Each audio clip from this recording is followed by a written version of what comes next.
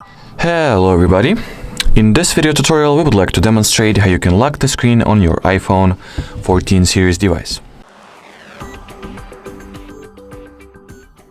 So first of all you gotta launch the settings, then enter the Face ID and Passcode category. In here go for the Turn Passcode On option.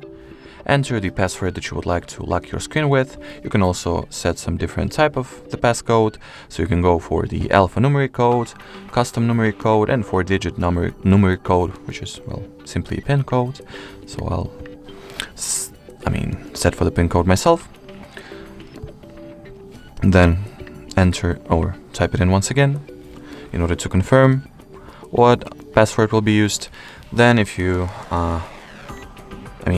enter the Apple ID password if it requires you to.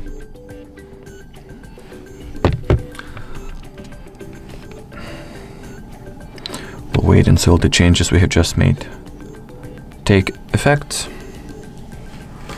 And now, once we lock the screen, in order to unlock it, we'll have to enter the password. Alrighty, so that would be pretty much it for this video, guys. Thank you so much for watching, and bye bye.